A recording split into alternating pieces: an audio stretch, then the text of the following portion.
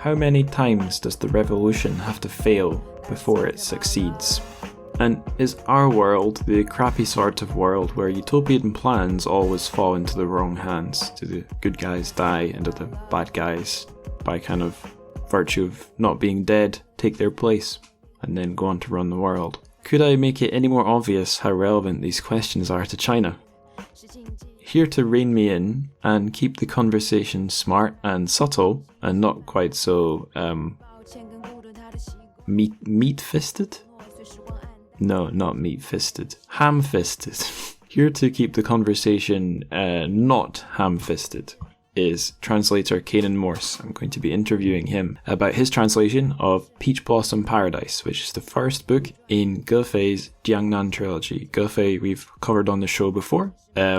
It was his He Se Niao Chun, Flock of Brown Birds. Eric Abrahamson was the guest, and Canaan, I think, is Eric's pal, so that's worked out nicely. But before all of that, we're going to go do the TrChFic news, the translated Chinese fiction news. All the news items today are basically just lifted off of Paper Republic's Twitter. Although one of the three items I already knew about, but it also happened to be on their Twitter. So that one it's debatable where I got that one from.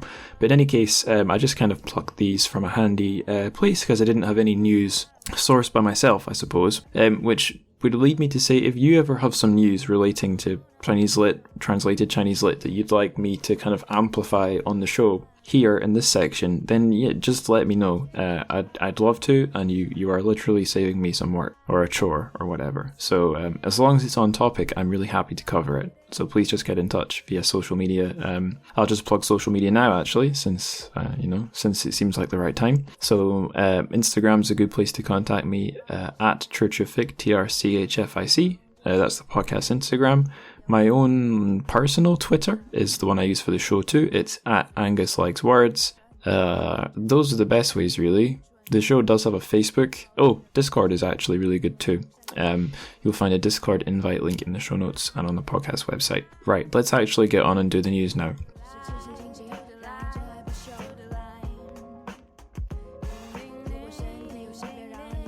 So our first item, this is a little blog post. It's called There and Back Again, Tracking Down Transliterations in Stories of the Sahara. So it's Mike Fu, who was on the show, talking about Stories of the Sahara, which is his translation of the wonderful Sanmao and her dispatches from northwest Africa. So he's talking about, I think we covered this on the podcast actually, but so there were words that Sanmao had transliterated in Chinese. So something from the local, I think Arabic was one of the local languages, but the Bedouin people there, she would take their words, write them out in Chinese characters, and Mike had to do a considerable amount of research tracing these words back to their source and then translating them into English. So pretty fun little blog for you guys to check out. That'll be linked in the show notes. The next item of news is also just on the Paper Republic website, like Mike's article. It's the 2020 roll call of published translations from Chinese, and it's broken down into fiction, poetry. Is there non-fiction? Let me click this link and see.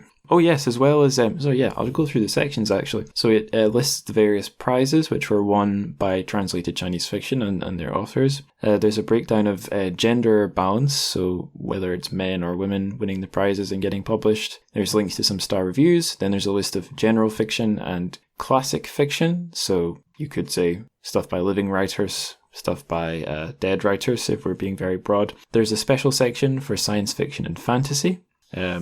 Yep, that's cool to see. Then we have a non-fiction section.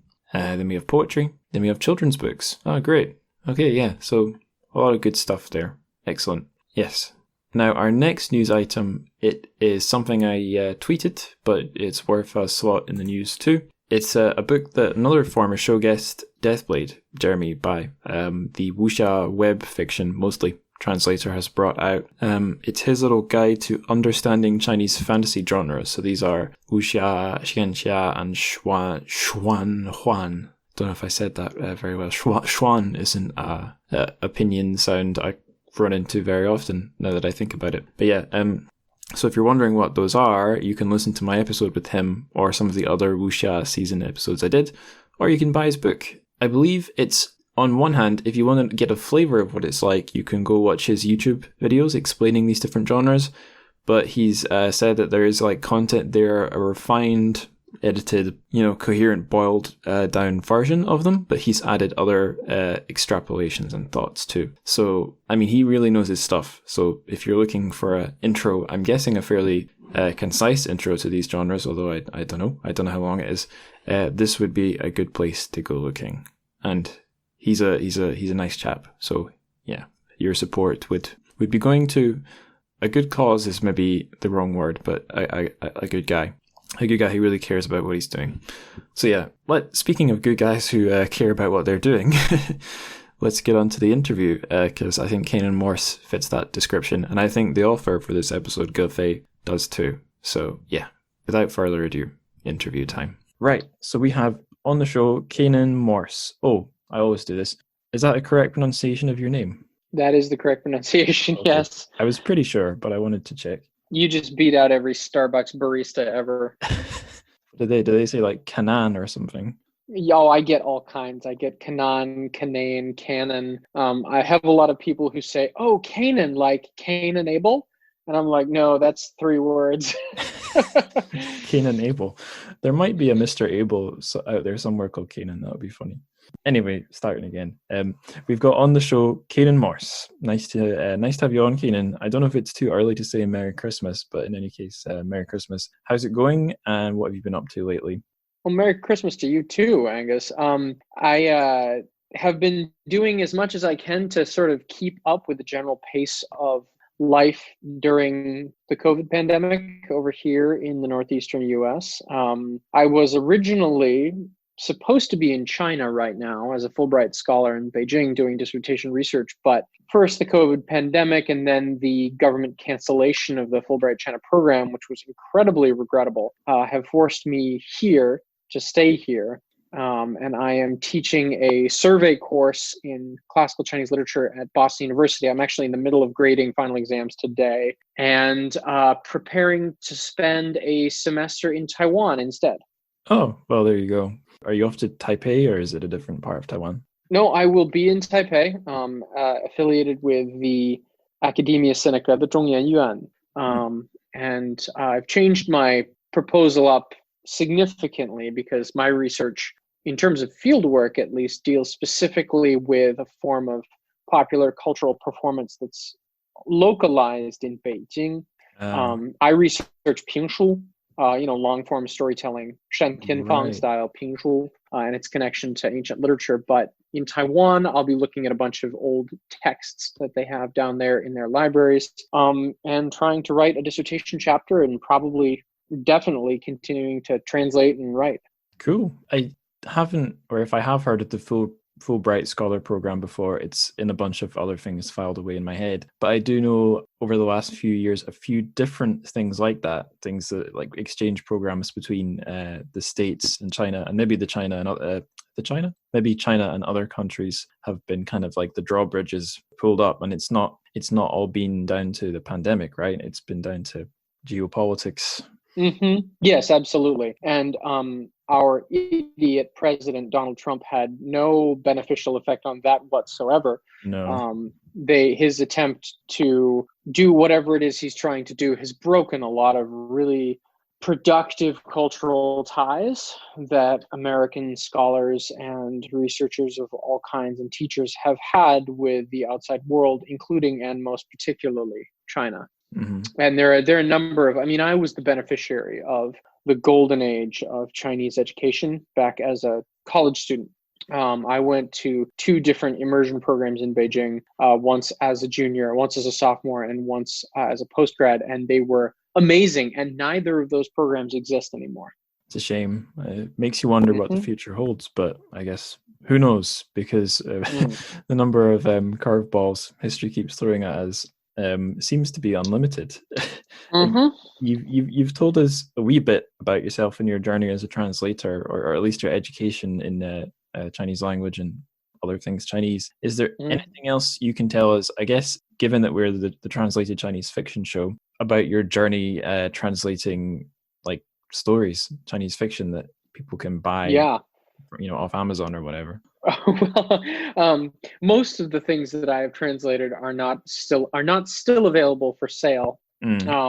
I began in college. After I came back from China, I wanted to do a senior thesis in East Asian studies, and I searched around for good stories by contemporary Chinese authors, and I ended up with a novella by a very well-known contemporary author named Wang Shuo.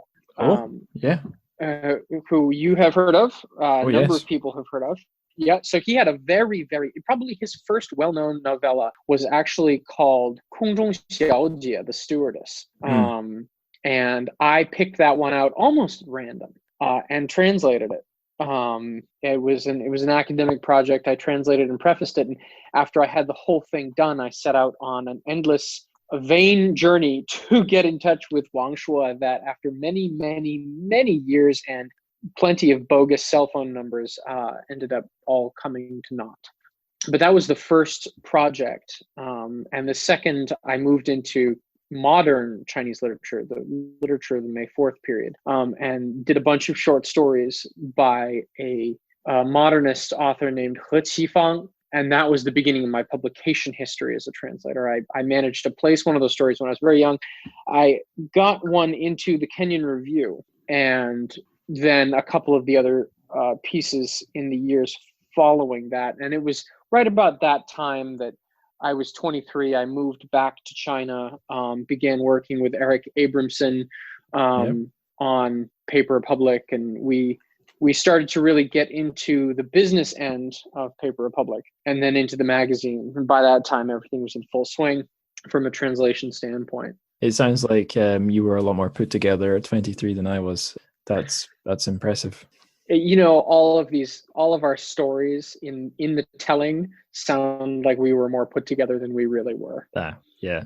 I often wonder that when I've managed to do something decent amidst the general kind of muddling through of my life, and people only see the decent part. I wonder if it's the same for everyone else. I guess that's exactly true. Yeah, exactly. I mean, we all have, I don't know about you, but my mid-20s, early and mid-20s, there were a lot of, it feels like there were oceans of lost hours and plenty of long dark nights of the soul. But I was in Beijing at the time, doing a number of different things. And it's funny, they seem, looking back privately, we often think that we wasted a lot of time. But you may find when you look back again with a calendar in hand that actually, you know, you were always doing something. Yeah, not all those who wander are lost or something like that. Mm-hmm. So you mentioned Wang Shuo there, and you mentioned Eric Abrahamson. So if anyone's listening and is interested in either of those names, Eric Abrahamson was on this very show before, talking about actually the very same author that we're talking about today, Ge. Yes, we did Flock of Brown Birds with him. And Wang Shuo, he's somewhat dear to the heart of this podcast because he was the very second author we covered in episode 2. We did his, I say we, it's just me. I did his Please Don't Call Me Human, and I've got the other novel of his available in translation, Playing for Thrills, on my shelf. And I did a bonus episode. I don't know if you know this, someone translated, and a company, I think it's a company that specializes in manga, published a manhwa adaptation of one of his stories. The English title they went for is, oh God, what is it? It's like Wild Animals. Yeah, this is 动物凶猛. Yeah. There's a manhwa, I guess in Chinese and in English, that is out there. God knows how many people have read it. Yeah, no, I did a lot of research on 动物凶猛 because it's such a good novella. And after having zero luck contacting the author of 空中小姐, I was just rabid for something more saleable that would bring a US publisher sort of into my corner. And 动物凶猛 is very definitely that piece. They published the English language translation most recently was published in Canada. And this was the better part of, I want to say 10 years ago. But of course, it was adapted into an incredibly famous film, right? Yeah. Voiced over by Jiang Wen, In the Heat of the Sun, which is absolutely brilliant. I want to say 5th generation Chinese cinema. I might be wrong. A film person will correct me there. We do have at least one Chinese cinema expert who listens. So Maya, if you're listening, let us know if we've got our numbers right for the generations. I can never remember. In any case, 动物凶猛 is, in my opinion, the best of Wang Shuo's shorter fiction. And it always burned me that I was never able to connect with the author, the piece, and bring that to a US publisher in time. Do you think it was hard to get to him because he's been kind of, I don't, censored is maybe slightly too strong, but he was a bit of a operating on the edge, seems to have either quietened or been quietened. Do you think that's why he was hard to get to, or am I reading too much into it? I think it's partly that, and partly personality based. Wang Shuo doesn't like to be contacted by the people whom he does not know. He lives, last I knew, he lived in Los Angeles. Oh, right. And it remains in contact with only a small number of people. A couple of his erstwhile friends gave me cell phone numbers that never worked. So Throwing you I'm off the just never track. going to be. Yeah, well, I don't know. Yeah, maybe, definitely. But geez, I can never tell. I couldn't absolutely never tell. Run around after Wang Shuo is ridiculous. Running around after Wang Shuo would be a good name for a novel, actually. Yeah. With a Wang Shuo-esque protagonist. Yeah, exactly. Okay, so we've been talking enough about Wang Shuo. We should get to our author for today, who I mentioned is Ge Fei. And my first set of questions aren't specifically about our book for today, Peach Blossom Paradise. I actually want to talk about the trilogy that Peach Blossom Paradise is part of, and this is for basically selfish reasons. It's called the Jiangnan trilogy, and anyone who's listened to, probably if you listen to a scattershot of the show's episodes, listeners would have heard me, rambling on about one of the handful of sort of, I don't know, buzzwords that I obsess over from Chinese, and Jiangnan is one of them. So rather than me rattling off my understanding of it for the nth time, could you tell the listeners, what does Jiangnan mean to you, and what is its significance in this trilogy by Ge Fei? Absolutely. So Jiangnan is a historical cultural complex within the sort of imagined gestalt of China as a historical entity. That's a lot of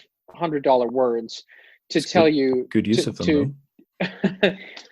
To say that it refers to a region of the mind as well as a region of the earth.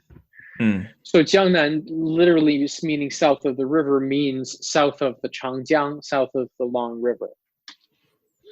And it refers to that area beginning at its northern edge with the Yangzhou region on the southern border of the Long River and moving south and mostly southeast. Jiangnan is historically one of the two bread baskets of China. Surely it is the site of the most arable and productive land in China in the pre-modern era. Throughout the pre-modern age. It is lowland. It's the land of rice, right? And here we have, if you ever look at a map of China, you will discover that of its massive landmass, only some incredibly small percentage is arable, is in fact amenable to high density farming. And the Jiangnan area really is that area. And historically speaking, for a number of different reasons, it has fostered a separate culture of its own. It has fostered a separate culture and regional identity of its own. It is home to several of the most famous metropolitan cities. In the contemporary age, we think of Shanghai first. But long before Shanghai, there was Hangzhou, and there was Suzhou, and there was Yangzhou. I mean, these are cities from time immemorial that have been sites of business, pleasure, short-term imperial governments. They are the homelands of incredibly famous poets, writers, scholars, painters. Suzhou and Hangzhou in particular have had that reputation, right? The Chinese phrase, 上有天堂,下有苏杭, right? There's heaven up above and Suzhou and Hangzhou on earth. Yeah.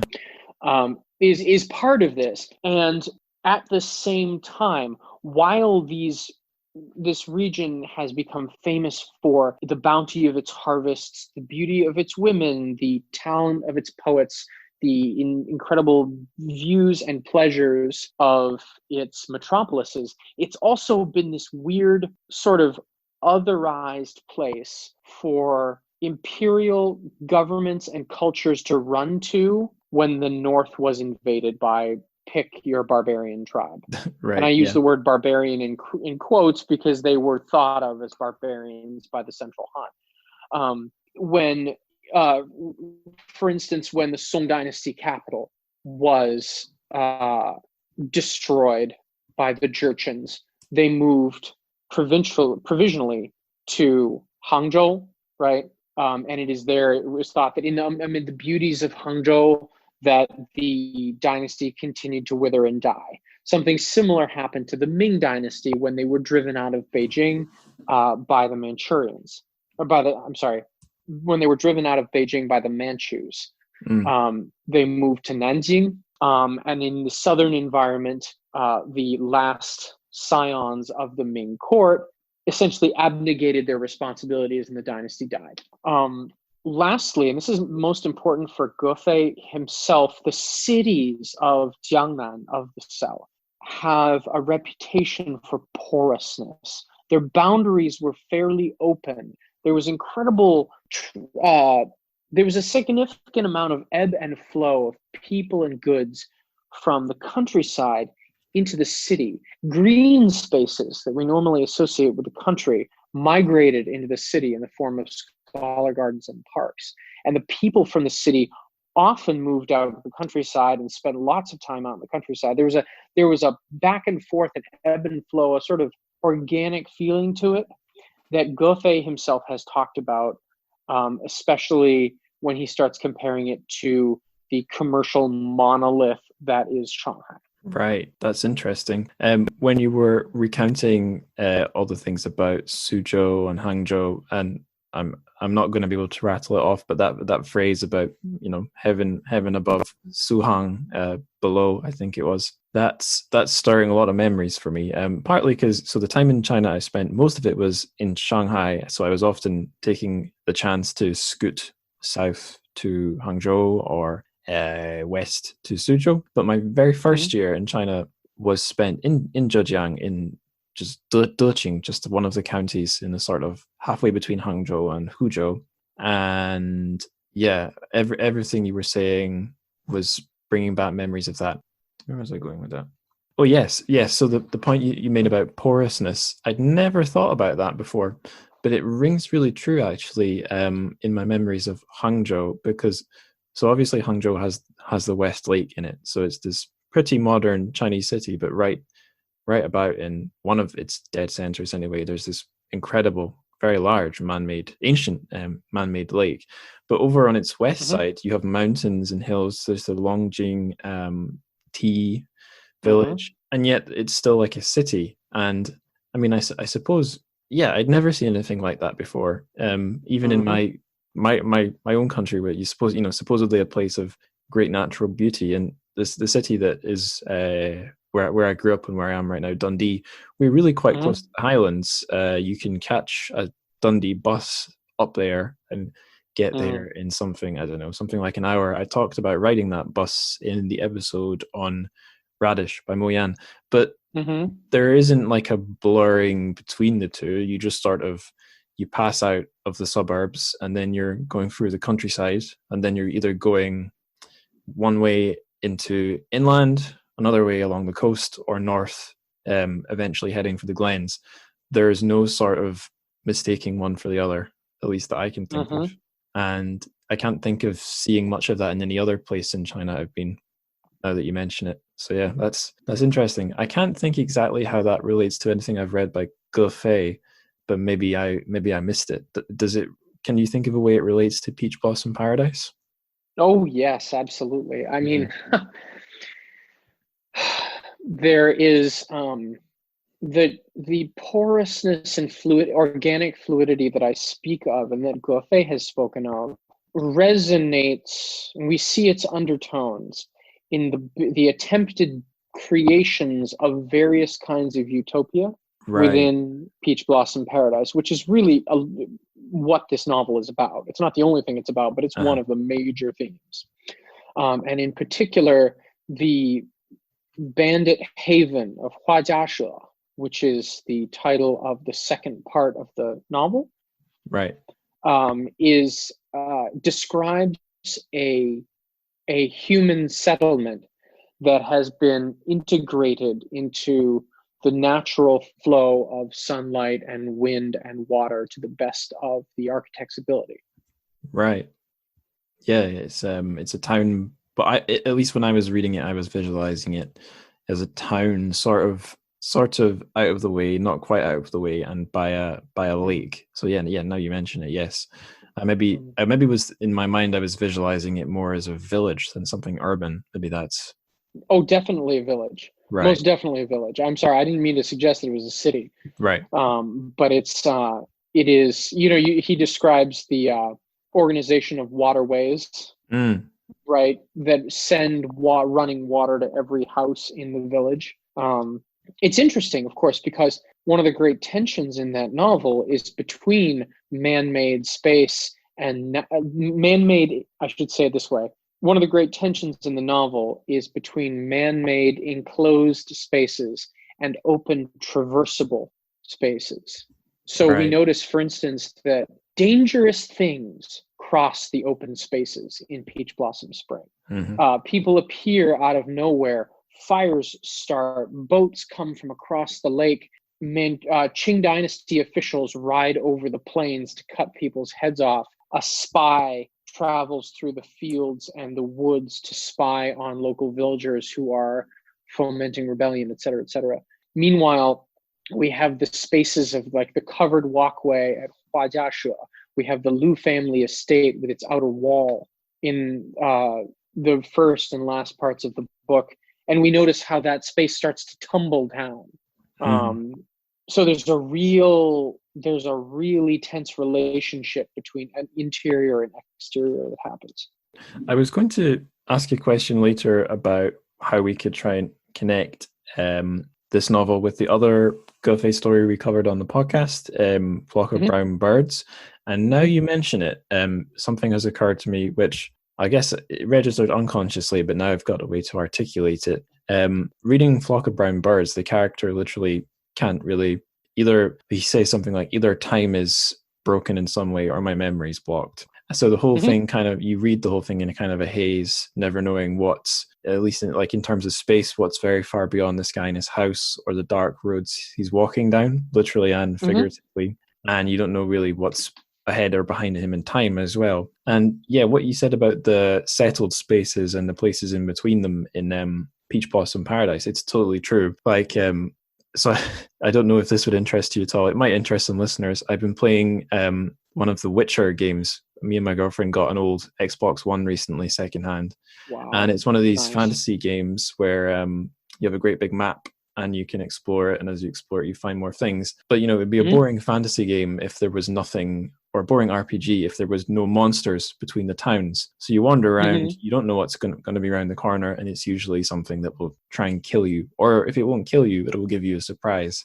And it, like any of these games has a fog around your, you have a certain circumference around yourself.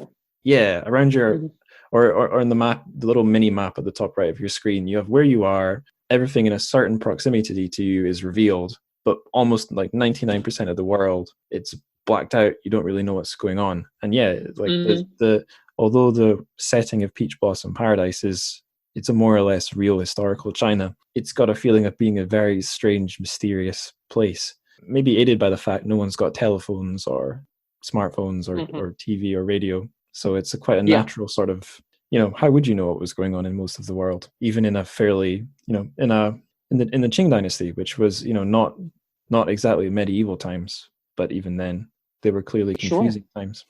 Sure, absolutely. And one of the things that we see in a number of Goethe's work is a penchant to imagine semi-connected, semi-realist spaces that are often haunting in their isolation.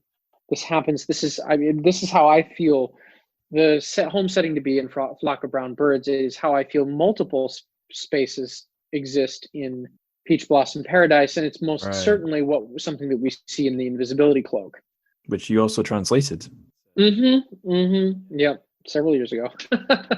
Yeah, that one, as I was reading it, I was like, aha, this is Goffey writing some sort of naturalistic realist thing. And then it got near the end, and I was like, wait a minute. This got weird, and I didn't even see it creeping up on me until it's too late.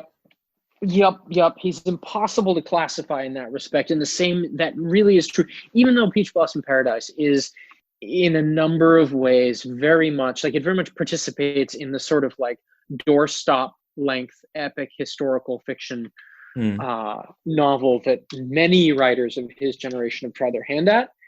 There is still a semi-mystical, half unreal touch to it. Yeah, it's very subtle. This was going to be another one of my questions further down the little PDF I made of questions, but it's worth mentioning now.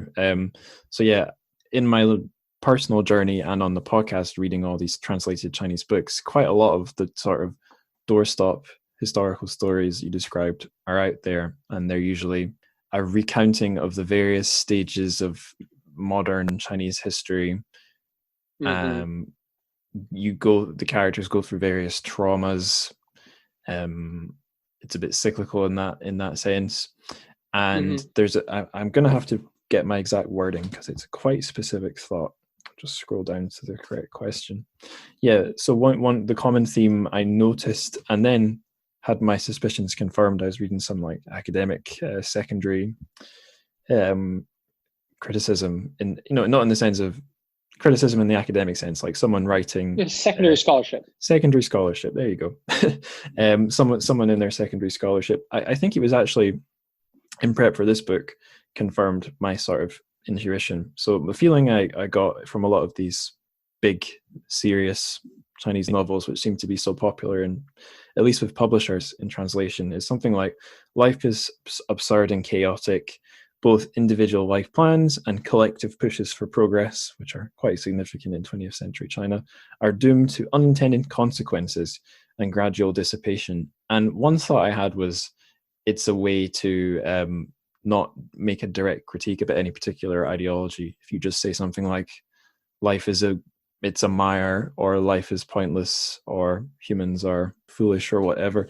And as I was starting on this book, I was like, oh man, it wasn't something I was certain about, but I had a worry at the back of my mind that, oh no, he's turned from a very kind of interesting surreal modernist that I read in Flock of Brown Birds to a fairly generic, serious Chinese novelist. But I feel that worry was dissipated a bit because, yeah, it does something a bit different. It's very subtle. The kind of mysteriousness is there at a lower level. And also, this book's not actually that huge. Right. It took me a bit of a while to get through, right? I didn't start to read it very quickly until maybe like close to the halfway point. So it's not a teeny novel, but it's not a great monster either. Absolutely. In terms of scale, the single volume is much less than a number of the massive historical tomes that, it's like Zhang Wei's You Are on the Plane, it's like Gao Yuan, which is several million characters, or any number of Mo Yan's novels, including Life and Death Are Wearing Me Out. Or Jia Pinghua wrote a huge novel called Gulu Cun, which we attempted to sell 10 years ago or so. And in many of those large historical novels feature the foreground, the powerless subject amid the mad rush of historical narrative. Right. Totally. It's the right. You think of the movie To Live, right? You think of 活着, and I think your description of the individual amidst the current fits perfectly in line with that style of book and later movie. Peach Blossom Paradise is significantly different, and it's interesting that you mentioned having that worry when you started it out, because when I started it out, I had almost exactly the same worry. Having begun my career in Goffe's oeuvre with The Invisibility Cloak and some of his short stories, and knowing him, of course, as one of the leaders of the avant-garde movement in the late 80s and the early 90s, I was surprised to see him wading into the sort of historical subject in the way that he was. Mm. But there is an introspective clarity to Peach Blossom Paradise and a darkness in it that are not to be found in, I think, many of the historical fiction, epics of relatively the same time period in Chinese literature. The character of Lu Xiumi, our protagonist, she wanders through certain spaces and experiences certain transformation that are not part of a great historical narrative. They're not allegories for XYZ historical movement or leader or party or whatever.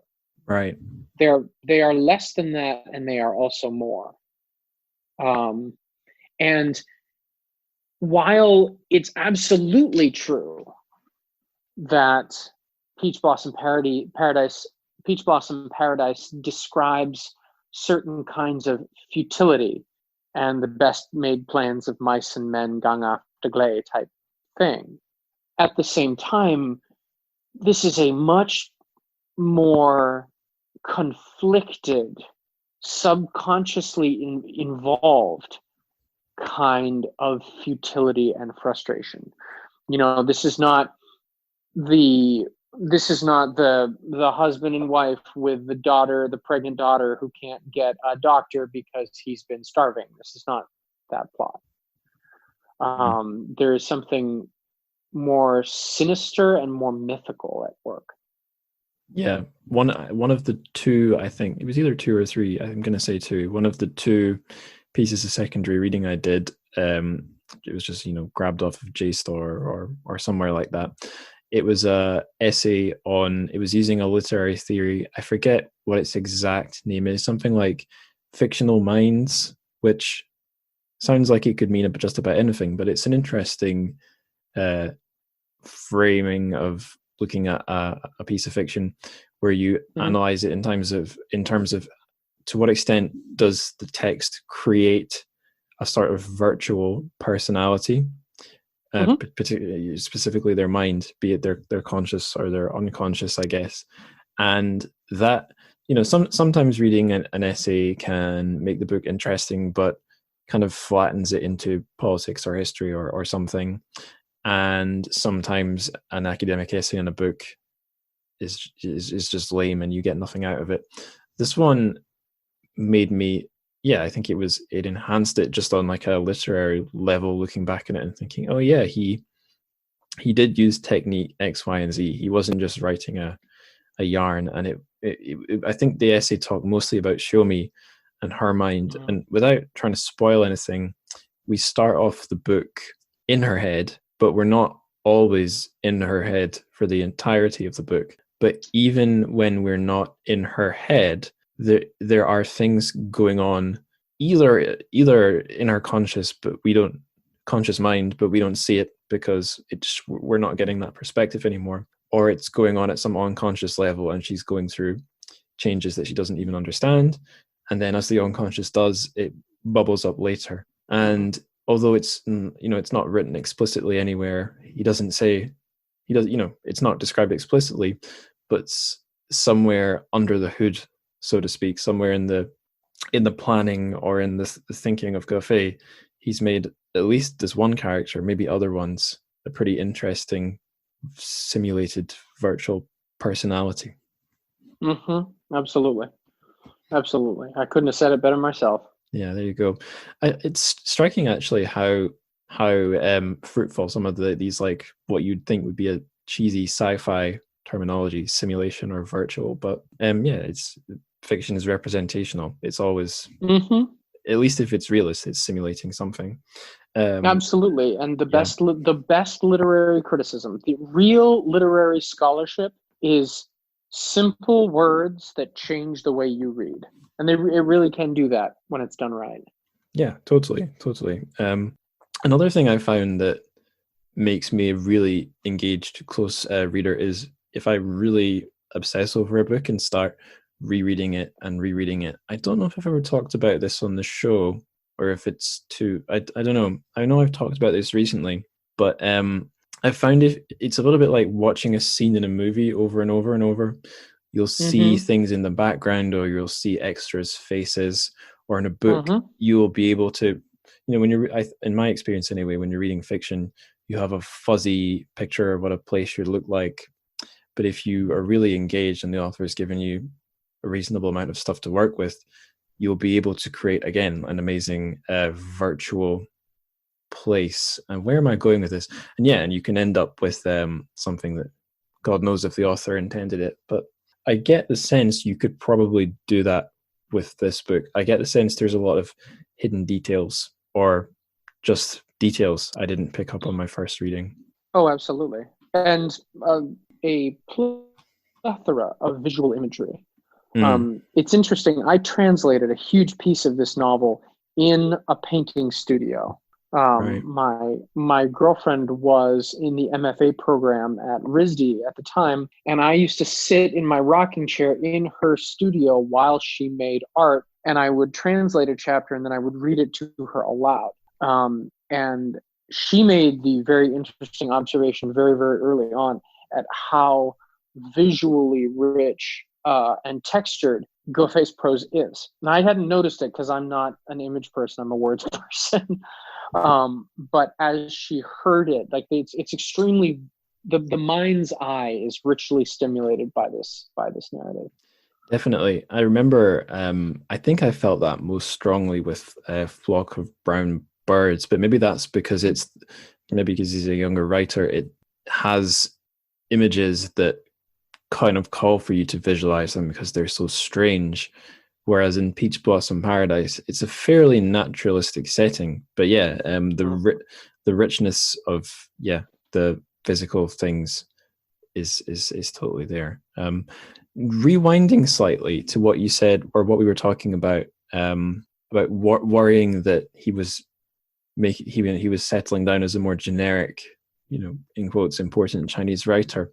It struck me while you were talking that there's a little bit of a sweet spot in I think in books and in films where someone who's a little a bit of a master with their own particular artistic vision, who's figured themselves out as a writer or a director or whatever, away from the norm, doing artsy stuff or non-mainstream stuff or whatever, when they, I guess, in either they get, like, if it's a director, perhaps they'll sign up for something with a big studio because they want to do something or because they want the money, who knows? Or if an author just decides to write a book that's more in maybe genre conventions, it can either be very disappointing and lame, or it can fall in a sweet spot of something that has all the strengths of whatever pre-made slot that they're falling into, but then their own particular strength of their vision.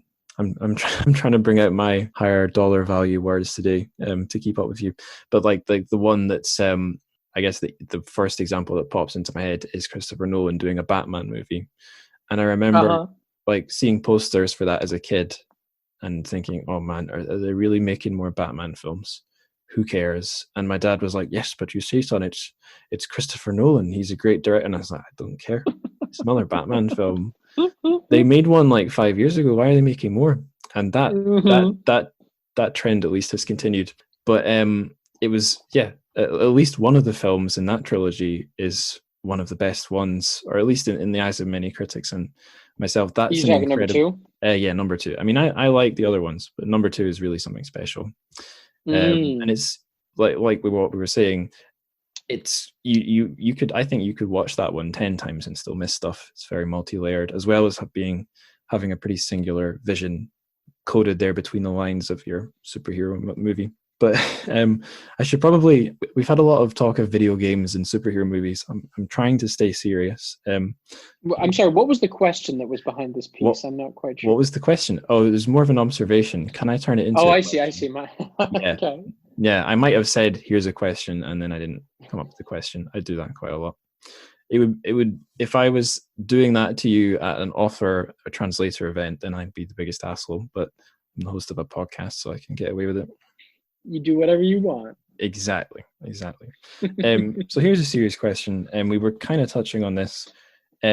Aside from everything is futile, what can we say about the politics in the book? If it has a position, maybe it doesn't. If it doesn't have a particular position, then what can we say otherwise about the politics in the book?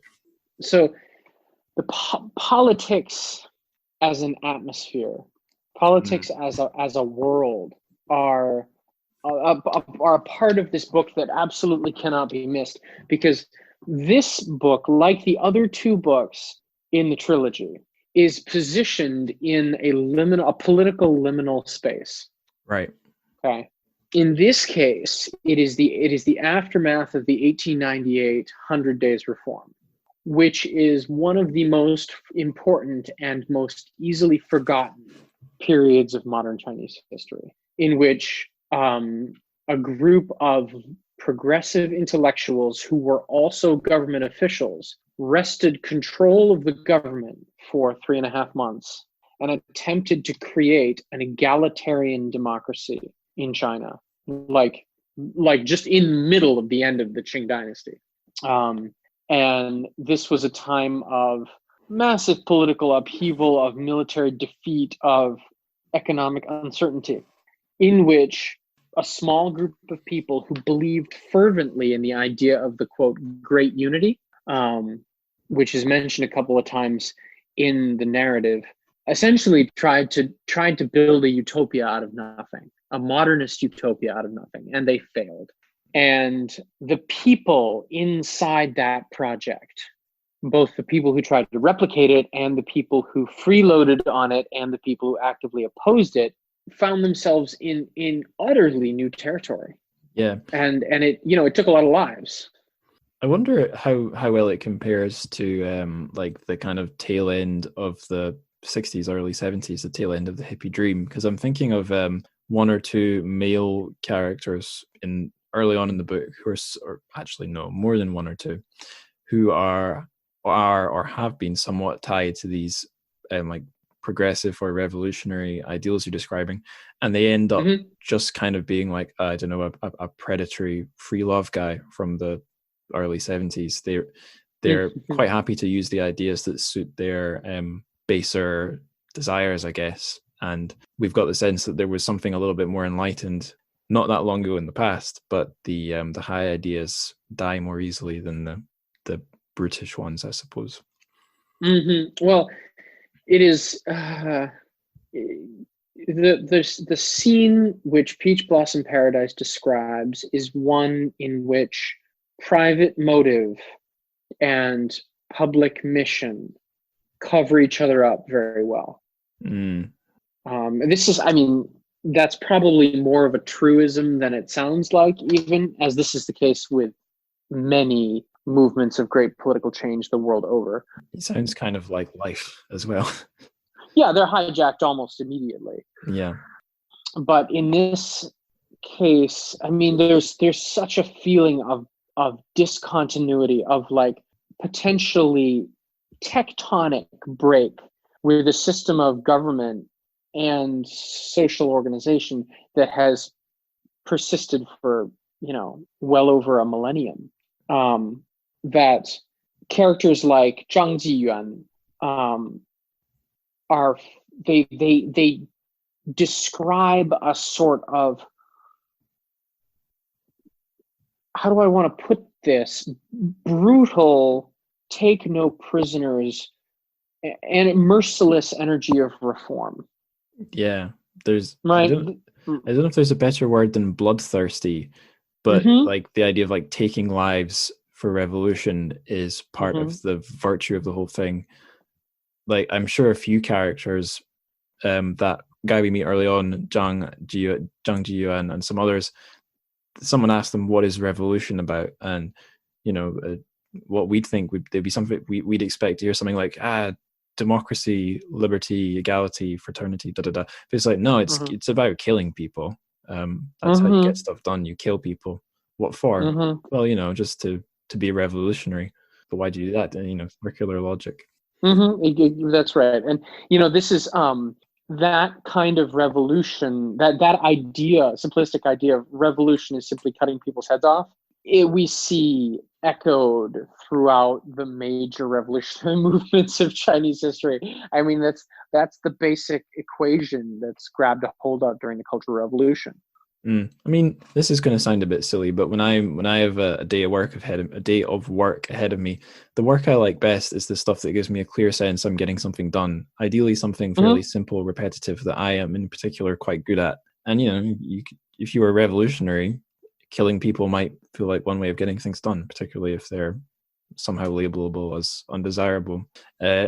I'm going to steer us backwards slightly because there's something I've been meaning to say. You mentioned the 100 Days Reform, and that's mentioned on the book's blurb. The book's got a really interesting blurb because it's pretty long, and it's pretty unafraid of getting into like historical context and big ideas as well as just hooking the story.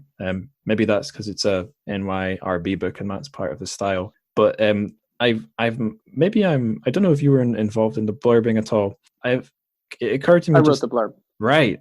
Okay. Well, I'm sorry. I wrote the rough draft for the blurb, and then my editor-in-chief, who is amazing, rewrote it. Yeah. An interesting peek behind the scenes there. But I'm wondering, is the first paragraph, is that going to be the same for every book in the trilogy, and then the second paragraph is specific for each book? That depends on knowability of the period being described. Right. Okay. Right. Translations are crafted with the target audience in mind. You will find if you talk to more than a few young Chinese people today that they don't know what the 100 Days Reform is. Sure. Let alone your average English language reader who speaks no Chinese and has, no reliable training in Chinese history. Sure. So it becomes necessary to set the stage as concisely as possible before we move on to the book. I don't think the same will be necessary for the second and especially not the third, which are set much closer to our time. Right. Okay. Makes sense. Anyway, the question, or not a question, the open-ended sort of statement I was going to throw in your direction. I was going to note that the 100 Days Reform is mentioned and described and put in context in the blurb, but in the book itself, unless I missed it, the 100 Days Reform isn't named in the book, but we are dealing with people who were quite possibly involved with it back in the day. Do you think that's, you just mentioned that younger Chinese people, plenty of them maybe don't know about this particular episode in history.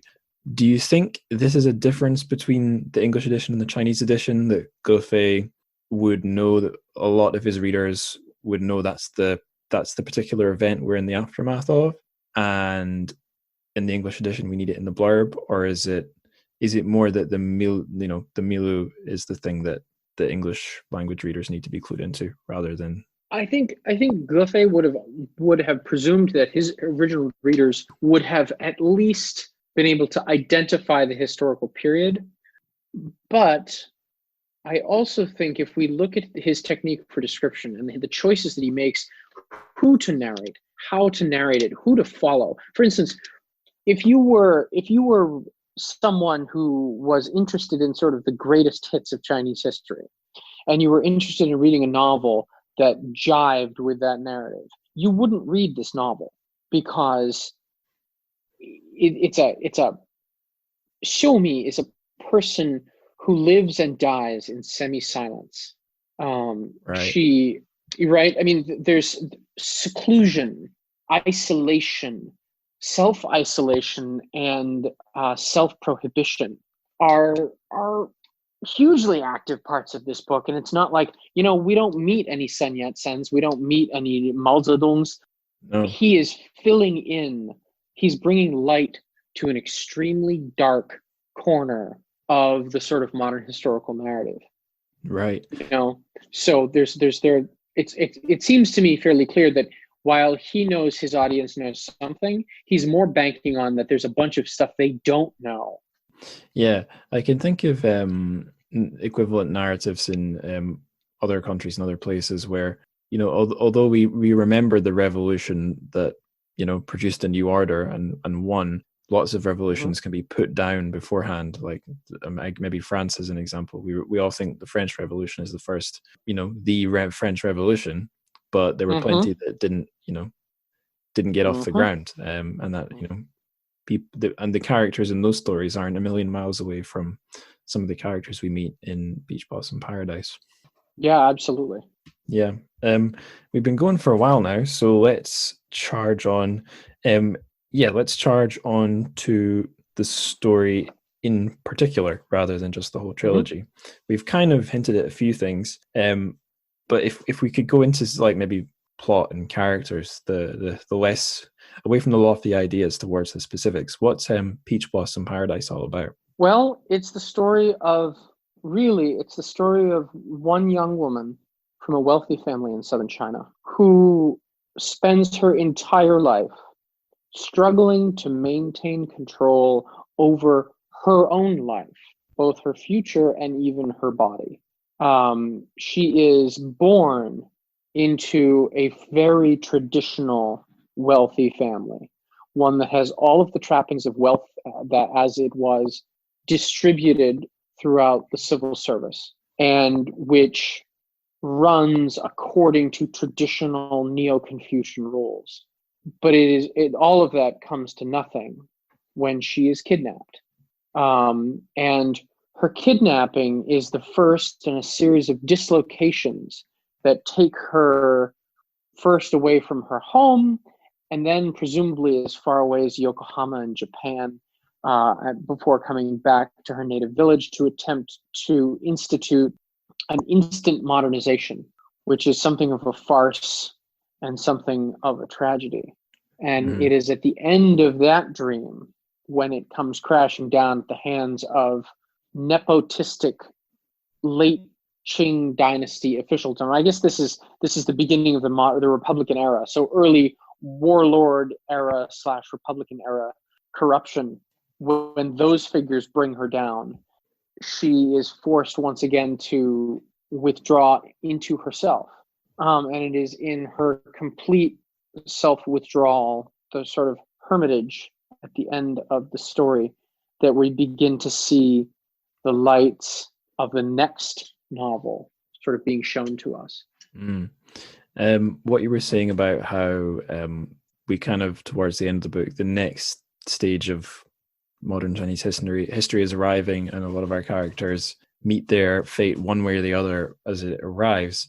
There's an interesting thing that in the English edition, it's footnotes. I think you've got a little translator's note that explains how it is in the original, but I'll just refer to them as footnotes. There's little footnotes that kind of tell you what happened, what the character went on to do or what happened to them.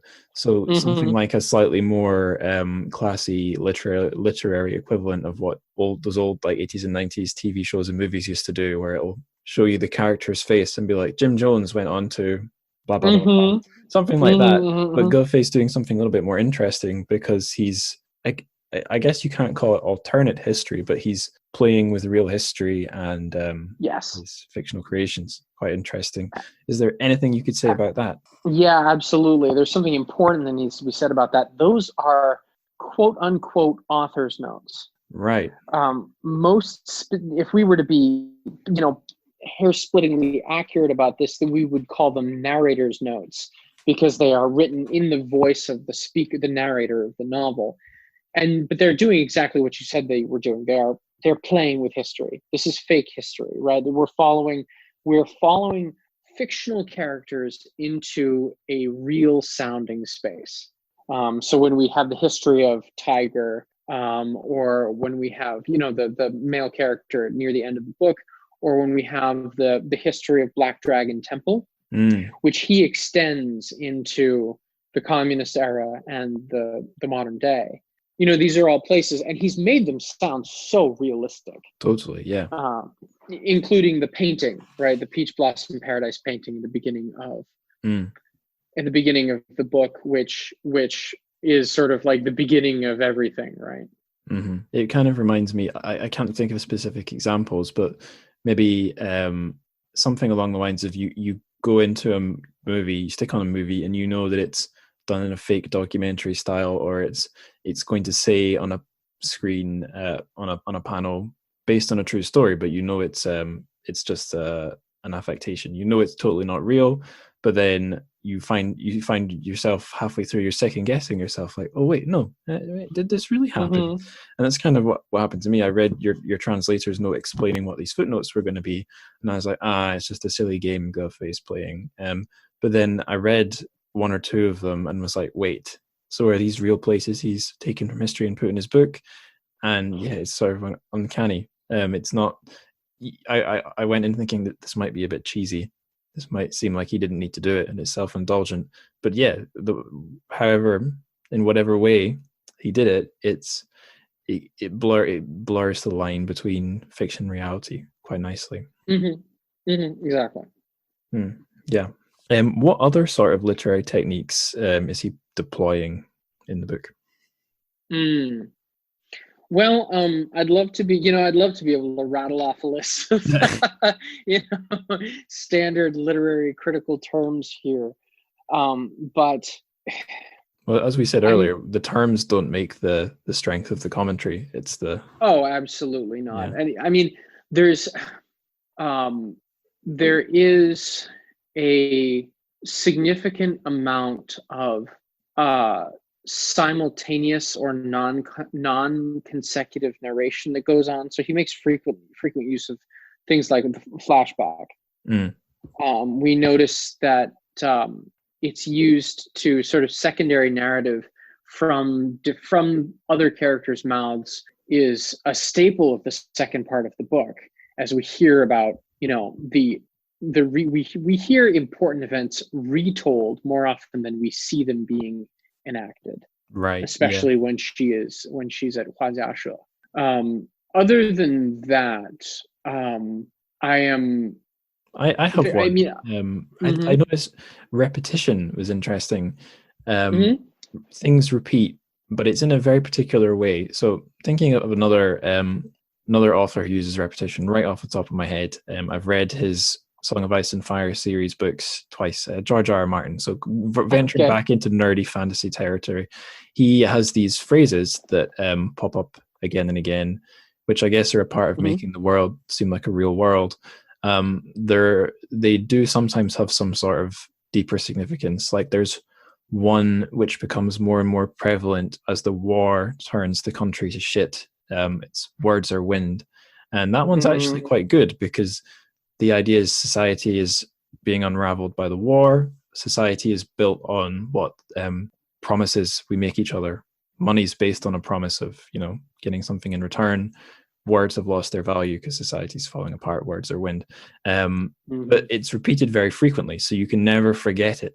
Whereas the stuff that repeats in Peach Blossom Paradise, it's, from what I noticed, it's frequent enough that you'll notice something is reappearing, but it's spaced out enough and subtle enough that the cause and effect between the two is not non-existent, but is not clear cut either. And I think that's really quite good, because that's how life works. Usually when something pops up again, you can't always that there's some kind of cause and effect, but it might be very fuzzy, or that even if there is a clear chain of things that have gone from A to B, you're never going to be able to trace them because they're so interconnected and confusing. And life's like that. And I think that's why life foils us so often. We can't possibly keep tabs on everything that happens when we're not looking, or, that might feed into what you said about how we're always hearing about things secondhand, because our Xiaomi or we, the observer or the narrator, can't be privy to everything at the same time. And there's all these things written in between the lines. So yeah, I'm running out Yeah, of breath, so I absolutely. can't keep that thought going. No, I absolutely agree, and I hadn't thought of that, but there are multiple kinds of repetition that are very consciously at play here, both on the verbal level as people repeat things. There's a sort of a feeling of aphorism. The How do I put this? The questionable maxim returns again and again and again, particularly while she's at Huajia and then after. Just as the motif of the peach blossom paradise, the traditional utopia written by Tao Yunming, appears again and again. Certain phrases, Han Yu, the nun, the ex-Buddhist nun who Xiumi lives on the island with in Huajia, has tons of phrases like that she repeats over and over and appear to make sense to her, but in the greater scheme of things, they feel fragile. Meanwhile, obviously, there are certain objects that also appear from time to time and carry this like sort of mysterious weight with them whenever they appear. And that's another thing that I think reflects life. I think it's come up on some of the modernist, actually in the last episode, the TrChFic episode, we were talking about having literary modernism or any kind of modernist art. You take a non-realistic approach and it actually describes reality better than realism does, because reality is, for lack of a better word, very strange and fragmented. Life isn't as neat and tidy. If you actually think about life, it's not nearly as neat and tidy as it appears to be on the surface. So yeah, like the thing of people constantly throwing out questionable statements that they seem to believe in very earnestly. Yeah, it's all over the book, and it might seem a bit of an affectation, but almost every day I hear someone do the same thing. I've just remembered, I tell this story a lot. I don't think I've told it on the show. So my old job in Shanghai, I was in an international division of a school, and I had one of my bosses who was a foreign guy, living in China, an American living in China who didn't want to go back. And who knows why, he came up to me and one of the other younger teachers. We weren't talking about anything very heavy. I think it was just literature. And he just throws out, so America's a fascist country, right? And then keeps going. I'm like, well, you could make the argument, but what? But he just, you make the bold statement, you say right, and then you keep going. And what are you going to do? Be like, well, actually, here's my counter argument. No, you just have to roll with people saying their slightly eccentric beliefs, and then you move on. You forget that it happened. Well, that's, heaven knows in the time of social media and in the age of Donald Trump, we see a lot of people believing that they are individuals saying the same damn thing over and over again. The consequences of the sort of characteristics and consequences of groupthink of various kinds get, they show up pretty starkly. My favorite internet aphorism of the last few years is, surely this will stop Donald Trump. Yeah, right. Just keep that thought in your head when you scroll through Twitter. It's very entertaining. Yeah. If only every tweet on Twitter was an aphorism, then it would be way more, if it read quite, as lots of punchy statements and not links and hashtags and quotes and stuff. I feel like part of the issue with Twitter is that people are trying to sound aphoristic when they tweet. One of the reasons I left it. Right. Yeah, I think that was me. That was me on Facebook when I was for age 17 through to like 21 or 22. I thought I was very good at writing powerful or hilarious statements, but then I guess by the time I hit 22, I was able to look back and see the ones from when I was 17 and be like, oh no, I'm still doing this. Mm-hmm. At least I wasn't calling for murder, though, just revolution. Mm-hmm. Absolutely. Yeah. Anyway, let's keep going. Let's go away from internet rage and go on to drier stuff, publishing and translation. Our English title is Peach Blossom Paradise, which is, I think, similar, unless I'm wrong here, similar but not quite the same as the original Chinese title. So what can you tell listeners about the original Chinese title and also your translation of it and how Absolutely. I can tell you that my editors and I went back and forth on the title of this novel for literally months, because, of course, the original Chinese 4-character phrase 人面桃花, literally people's faces peach blossoms. A, does not translate word for word into English. Right. B, comes from a classical Chinese poem in which like many Chinese poems, works using disjunction and partial symbolism. So your first 2 lines of that particular poem, 此年此日此门中人面桃花相映红, that is, on this year, I'm sorry, 去年此日此, yeah, of course, last year, on this day, within this doorway, so within this gate, the woman's face and the peach blossoms smiled red to each other, reflected red to each other. And it describes a young man who sort of, met a woman inside, a young lady, or saw a young lady inside some beautiful villa, and she was blushing and gorgeous, and the peach blossoms were blushing and gorgeous, etc. And then he comes back a year later to discover 人面不知何处去. I don't know where the woman's face went, so she's gone. 桃花依旧笑春风. So the peach blossoms, just as always, smile at the spring breeze. So it's about the passing of time, the ephemerality of love and beauty. Right. And there's no way that you get that into English without sounding corny as hell. The Chinese title is not corny. And really, when we talk about translation, a lot of what we're talking about is the translation of context, right? The impression created by language. And that has as much to do with the context, the sort of reception context of the original, the source text, as it does with anything else. So there is a significant distinction. We went back and forth with metaphorical titles and, variants of the original. When this novel was first partially translated, and the sort of first push to get this novel translated began, which is probably the better part of 20 years ago now.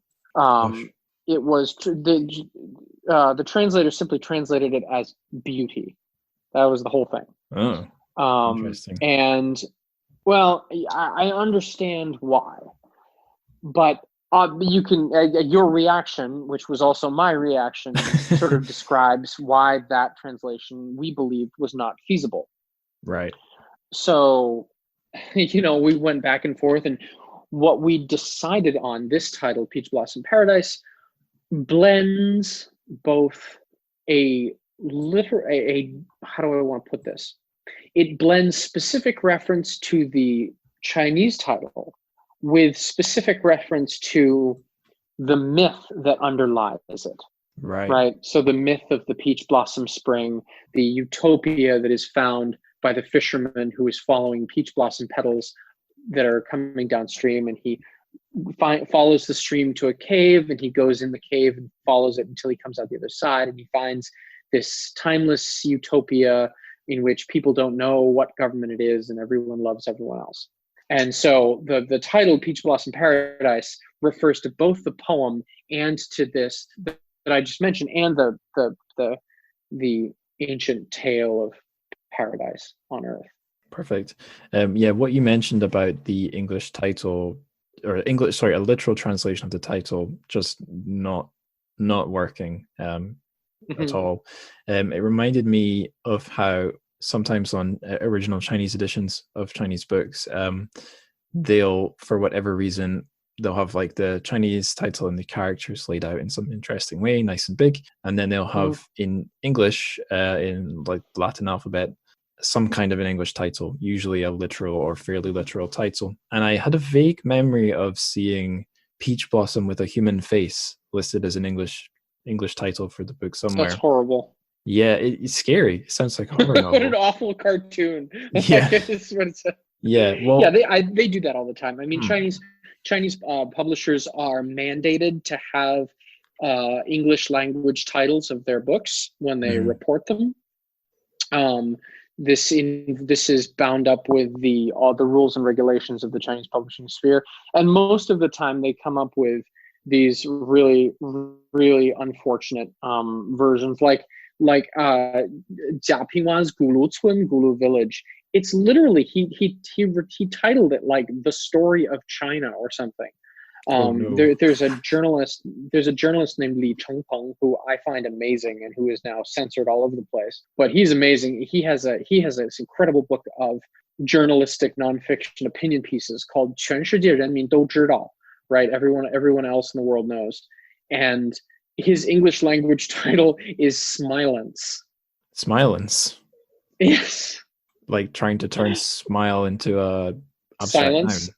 Oh. Like smiling silence. Oh, you know what? I can see. And you're just like, oh, dude.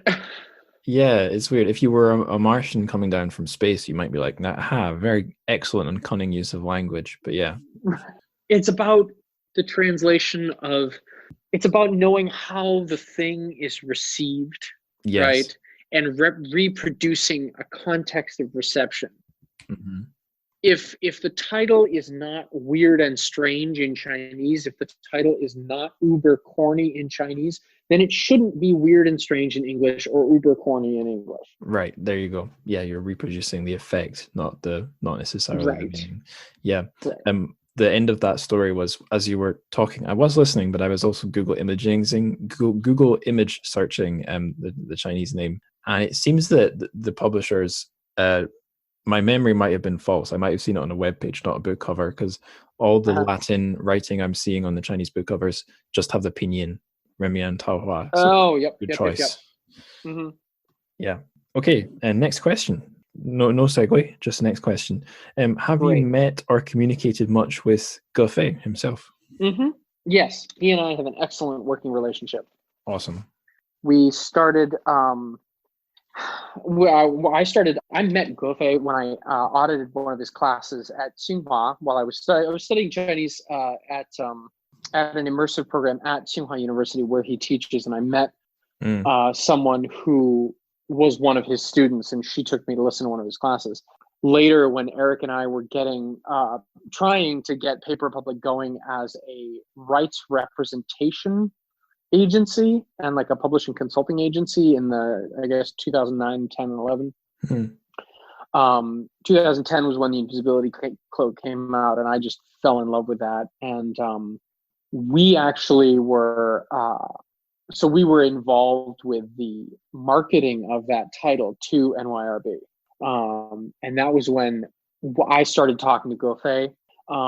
And once I was given the go-ahead to translate the Invisibility Cloak, I did what I needed to do. I wrote down all of my questions and confusions and concerns, and I would email him on a regular basis when I had questions to ask.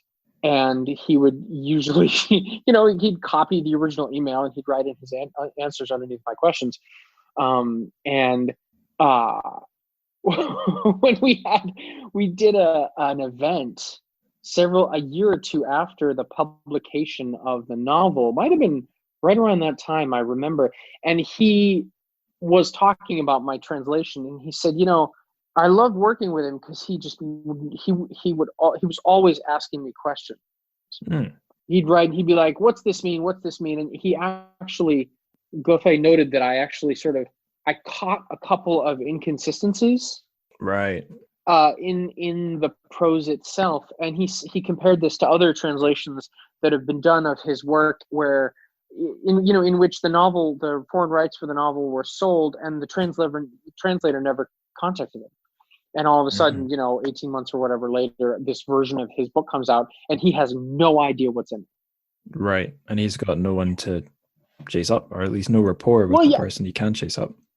Exactly, and the rapport is really important. Like having an organic connection to the translator is important. So he and I did a couple of events for Invisibility Cloak back when people could go out to bars and events. And unfortunately, we haven't had the chance to do any kind of publicity for Peach Blossom Paradise. But I have, when I was last in China in 2019, I did a I did a lecture with him and a translation workshop with his students Cool. over there at the fiction center at Tsinghua that they have. And so, he and I, like, we communicate when we have stuff to talk about. It's great. He's extremely communicative. He's very open. He's a super nice guy. And yeah, it's awesome. Mm. Speaking of maybe not him as a person, but him as a writer, I mentioned sweet spots earlier, and I gave an example of like artistic vision hitting us, our particular artistic vision slotting into a genre and a a commercial or consumable or enjoyable format, and how I really like that stuff. In terms of this podcast, Gophe is in sort of what I think is a sweet spot, or when I started the podcast, I didn't want to immediately go to the first Chinese writer a list would set you on to, because I think if just gravity is, so to speak, is pulling you, you'll end up looking at like dissident writers. And I have, obviously I've got nothing against them, but I wanted to go a little, at least start off going a little bit off the beaten track. But I've kind of found, if you're not, at least in translation, if you're not doing someone who's either a dissident like Ma Jian, or someone who's a little bit edgy like Wang Shuetsun or Wang Shuo, there'll be quite a lot of stuff which is kind of lame or generic or repetitive or is realist. And realist isn't a dirty word, but it's not my favorite style of thing to read. And Gophe is pretty singular, at least in all the authors I've covered. He's a guy that I could read for pleasure. There's books I've read for the podcast which I've enjoyed, but I don't know if enjoying it or appreciating it is quite the same as getting actual being like, wow, this is great. I'm appreciating this as a piece of literature, not just as a piece of Chinese literature. That seems cheesy and it doesn't capture entirely what I mean. But yeah, he's, if not my favorite, then definitely one of my favorites that I've done for the podcast. Oh, good. Yeah, there's something particular about him in the context of everyone else I've read that I like a lot, but it's hard to articulate exactly what I mean. Sure. And I would note that one of the weird things and great things about Gophe is that he doesn't have a shtick. So he does not adhere to one type of literature he doesn't stay in one track and never venture. He began his career as an avant-gardist, writing stuff like, Remembering Mr. Wu or The Lost Boat or Flock of Brown Birds. Very disjunctive, shattered consciousness, illogical, so frequently irrational prose. He then moved into the trilogy, the Jiangnan trilogy. And then later on, as he continued to write, we have work like The Invisibility Cloak. We have Waiting for the Spring Wind, which is one of his newer books. I believe he's been trying to come out with a new novel over the past couple of years, which has been difficult because of the publishing environment. But his literary eye roves significantly, which is more than we can say for, many writers who sort of, they get a subject or they get a genre and they just do that thing. Yeah, or they have like an experimental period when they're young, and then they settle into something a little bit more plain, and then that's them. They're good until they retire. Exactly, and moreover, particularly in the Chinese case, and this is my personal opinion, there is a certain group of authors who, once they've become famous enough, they lose the ability to edit, and in part, I think because there are no editors there who feel powerful and confident enough to take a blue pencil to their work, they tend to get extremely verbose. Right. Gophe does not do that. One of the incredible things about his work is the more mature it gets, the more succinct and clear it sounds. His voice has been aging like wine, really. Yeah, it's a thing I've noticed where when I was in the music I listened to, where when I was a teenager, I had fairly teenage tastes, and there was stuff I would run into either as a teen or in my early 20s, and I'd be like, there's something abrasive or pretentious or just inaccessible about this stuff. I don't get it. And yeah, compare my 21-year-old self to me now, in the latter end of my 20s, I've went back to one or two of those albums or songs, and I'm like, oh yeah, this makes more sense to me now. Maybe my nerve endings have just been sufficiently dulled by life that this is the stuff I like now. I mean, I guess it's the same with food. Kids like sweet stuff because their taste buds, it's just the way your taste buds are. You can't blame a kid for not enjoying subtle flavors because adults enjoy subtle flavors. And yeah, if a writer does the same thing where they've preserved the core, but they don't need to be quite so flashy as they get older, it's probably a good sign that they've got something. I guess Tansha, the author we covered in the last episode, she would have called it your light, like your little core nugget that you mustn't let the outside world spoil. He's kept that, so it would seem, but he's refined it so that he can put it into his work without extremely flashy trappings, like a guy whose state of his mind seems to be taken out of a Freudian textbook, like in Flock of Brown Birds. Yeah. And like what you said, if he just kept pumping out kind of creepy, strange stories like Flock of Brown Birds, I'd keep eating them up. But there's something more impressive about a guy who has kept developing and proved, not just proved he can do it, but has kept growing and refining himself as he proves he can do all these different things. Absolutely. I mean, the best artists always feel the need to be doing something different. I think you might have touched on this briefly, but is there a particularly interesting story to how the translation of the Jiangnan trilogy came about? Or have we kind of heard the full story? Well, this book has had a fraught history. By which do you mean the English translation? The English translation. I mean the relationship between Renmian Taohua, the Chinese book, and the English language publishing world, because someone has always been after it. 15 years or so ago, a sample was made by a translator who is a wonderful translator and a professor, and submitted for a Penheim translation grant, and it won that grant, and for the excerpt. And then life intervened, and the excerpt went nowhere. But as was frequently the case with a lot of Chinese novels that were blurbed and shopped around in the early days, a lot of excitement was generated. And that excitement created a concomitant disappointment and confusion when nothing happened to the excerpt. Right. So in that context, and this was a time in contemporary Chinese fiction when some people were doing some unethical things with the rights to Chinese novels. So there were no mainland rights agents at that point. No one was formally handling rights distribution in China. It was all, XYZ's editor or cousin or like daughter-in-law who was quote unquote introducing their books, to everyone they could get their hands on.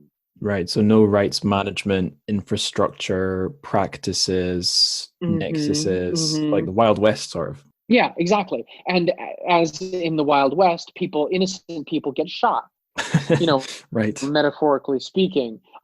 Innocent books get shot, and that happened in a number of weird ways. The guy who wrote White Deer Plain, Chen Zhongshi, I've heard of that one, accidentally sold away the French rights to that novel in perpetuity. He signed a contract that he could not read because in French that he could not read because he had people egging him on to do it, and he did not know what was going on. And he signed away the rights to that French rights to that book in perpetuity to Gallimard. And this happened. Similar things happened with a number of Chinese books. There were some shady characters. There were some deals that did not go through, and that really spooked a lot of Chinese authors. Understandably, yeah. Yeah, of course, understandably. And it was in that context that Renmian Taohua had its first failed interaction with the U.S. publishing world. Meanwhile, a number of people who know Chinese literature Can I be annoying and pause you? When was this? When was this exciting / Wild West period? The 90s. The 90s, right. Sorry, please keep going. The 90s. I um, was a baby back then, or well, I spent some of the 90s not existing, and then I got to join in right. 90. I get. Yeah, I got that impression from you saying, you mentioning Batman Returns as being on when you were a kid. Yeah, And I was midway through college when Batman Begins came out. So yes, that was the 90s. yeah, And the early 2000s. And so it never, but meanwhile there were always people reaching after it. And I really wanted to do Invisibility Cloak, and we did it and it went well. But at the same time, like right when Invisibility Cloak got signed, I could feel, and I started hearing about people starting to make inquiries about Peach Blossom Paradise. And I knew my editor at New York Review Books, Jeffrey Yang, really likes Goffey's fiction, really wanted to do Peach Blossom Paradise. And so luckily, Invisibility Cloak did really well. They communicated, like NYRB communicated with Goffey like very honestly and directly and openly. And I think that really made it easier because we proved that we were trustworthy and we were going to do well by him. right, yeah, Um, so it felt really, really good to finally get that book signed. And I had just started my PhD at that point. I had a trip to Japan looming. I needed to get coursework done. I needed to study for my general exams. So I took a summer basically, and I had at least 6 weeks during that summer. The book stayed at about 40%, 30% completion for a while. And then I took a big chunk of a summer and I translated for 6 hours a day. mm, Yeah, it was pretty great. And then of course, like this is the real big difference. That when I got the first draft back with my editor's line comments, in terms of track changes, there was an average of 65 changes per page. 65 changes per page. Yikes. It was huge. I mean, they have, and I've been through, I want to say at least 4 passes with my line editor, with the proofreader, with the copy editor, with the managing editor. I mean, they've been amazing. You should see, like, this is how good books are made. It's not, it's not like an author or a translator creates a perfect thing and it's already perfect and they print it. When nobody edits a translation, you can tell immediately. New York Review of Books, like, they go over everything multiple times, multiple drafts and email conversations and galleys, and just so much work invested in the final product. It's really like the work of many hands. It occurs to me there's a lot of potential in either direction for a work in translation. It could be kind of like almost machine translated by a translator, never touched again, or misunderstood by a translator, or translated accurately by a translator who isn't a good writer. So and then as a reader, the book's going to be, even if you enjoy the story, you'll be seeing it through like muddy glass, so to speak, if the prose is not, if it's not good prose. But then, like you said, there's huge potential for all these steps to be there polishing the glass, if I'm running with that image. But yeah, and I know what you mean. I've read some translated books where it's like, this is slightly, it feels a bit murky, but whatever, there's a good story here somewhere. And then there's other stuff that's like crystal clear. You get the sense it might even be nicer prose than the Chinese original, because it's had that much. It's had people, I guess there's no non-cheesy way to say it, but just paying it lots of attention and really putting their hearts and their focus and blah, blah, blah, blah, blah onto it to make something more polished than an actual non-translated work would be. Yeah, absolutely. I mean, and if you consider that, literally speaking, all we have are the words on the page, right? And we remake the work in our heads from the signs on the page. Yeah. A good translation, I mean, people love to talk about transparency in translation, but that's really a sort of patriarchal is the wrong word. It's a sort of it is a sort of patronizing illusion, right? Which reduces translation to the status of a necessary service, when in fact the translation is the repurposing and the recreation on a new page. Right. Mm. But it's not, but the final product of good translation is a sort of polyvocal work, because it will never be anything other than a translation. And yet you will hear a voice, a very, very clear voice, which is not the translator's unadulterated voice. It's the voice that the translator is delivering. So both presences will be there in a really good translation. For sure. I think I mentioned this, well, it's come up a few times, but I think I devoted a few minutes to talking about this when I was chatting with TrChFic, one of the times I had an offer on the show about his Waist Tide, or rather Ken Leo's translation of his Waist Tide. And to me, it felt like a very Ken Leo-esque, however he correctly suffix that. It felt like it was a translation in his style for quite a lot of different reasons that I won't repeat.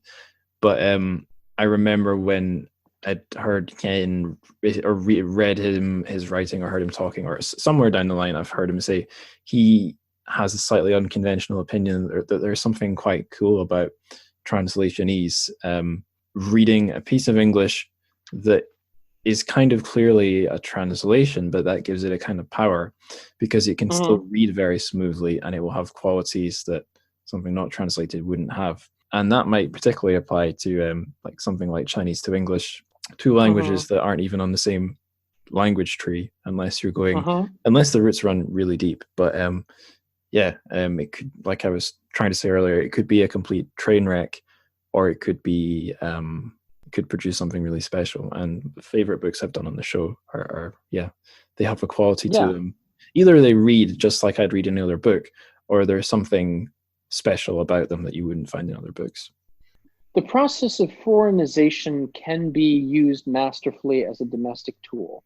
And if readers who are not familiar with, for instance, Chinese literature, maybe what translationese sounds like in Chinese literature, can always just look to A Clockwork Orange for examples of that, which is interlarded with terms that are mixed from Russian. Right. I've never actually read it, so I've only seen the film. I can think of something kind of similar, or at least it involves Russian. Have you read the English translation of Cat Country, Mao Chongji by Lao Shu? Interesting. I never read the English translation. We did it in the original in David Wong's class 2 years ago. Oh, right. Do you remember the bits when they're speaking whatever the Pig Latin version is of Marxism? Yes. And then the Chinese, I think it's fusaji is stuck on the end of all the words or something like that. Yes. It's really good in the English translation. I'm trying to think of what is something they say. We must practice everybody shares pinksky punksky ponksky or something like that. Yeah. And it's like, as the reader, well, maybe I can only speak for myself, but if you know the book's been translated from Chinese, then you would logically, it takes no great logical leap to realize you're reading something that began as Chinese parodying Russian that has been brought into English. So I don't know how you would draw that web of relationships, but yeah, it's done very nicely in a kind of self-reflexive way. Absolutely, yeah. He didn't try and make it natural, if that makes sense. Then it works. Right, because it isn't, right? It doesn't sound natural in the Chinese. Right. Yeah, that's the point. Okay, we've got nice and technical. Here's just going into me begging for gossip. Can you reveal any secrets or make any promise about the rest of this trilogy in translation? I cannot. Well, that is your right. But if all y'all buy the book, then you can be assured there should be able to be another one. Yeah, and there might just be something somewhere in Peach Blossom Paradise that basically tells you what the next two books are going to be. I think that's fair to say. May or may not be. Yep, absolutely. Yeah, it might not be there. I can't say anything, but I can say it's a great book. And the cover design, and I guess it's got the same sort of advantage that Flock of Brown Birds did, in that it's got the kind of standard Penguin format. This one's got the NYRB format. It's really nice. A thing I noticed, and I guess this would not be your domain, But you know how the NYRB books have the little colored square on the front that has the author's name and your name and the title. I remember seeing in early promo pictures, the box was dark blue, a little bit like it is on the invisibility cloak, but now it's sort of a peach color, and it blends really nicely with the cover art. It's just one of the nicest book color schemes I've seen in ages. And when I shared, when my review copy that I read, thanks NYRB, when it arrived, I took a picture, put it on Instagram, and I guess you can't really call them your listeners if they're your Instagram followers, but the listeners who follow on Instagram, lots of them were like, "Oh, it looks so nice." And I guess it's a chime between the title Peach Blossom Paradise and the color scheme, but there's no question there. I guess the question is, isn't it nice? Yes, it is beautiful, and I absolutely have to give a shout out to the design team, New York Review of Books. I mean, they're just so good. They designed this super cool image for Invisibility Cloak. They found a number of super cool images for Peach Blossom Paradise. They played around with the colors of that text box a couple of times, actually. It was yellow at one point. Oh no. No, that was fine too. It was sort of gold. Oh, okay. But anyway, they did a bunch of different things with it, and they're just they're better. They're always better than I can even conceptualize. Having absolutely no training in design, it's just like they're super good. Yeah, they've found exactly the right color codes. I don't know if it's a pure black they've used for the like the title and your name, but the way they've got it, even the black looks luscious. I don't know. I can't put it better than that. But yeah, lovely book design. That was the last publishing and translation question. We're now moving into miscellany. The first question in the miscellany section: can you suggest for us a Chinese word of the day for this story?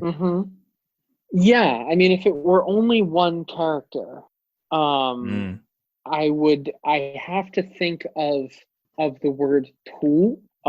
So tu, second tone, comes from, for instance, tu fei kou she, to needlessly expend one's words. It means in vain. Oh, perfect. It's a shuang ren pang. It comes from, it resembles multiple people walking in the same direction.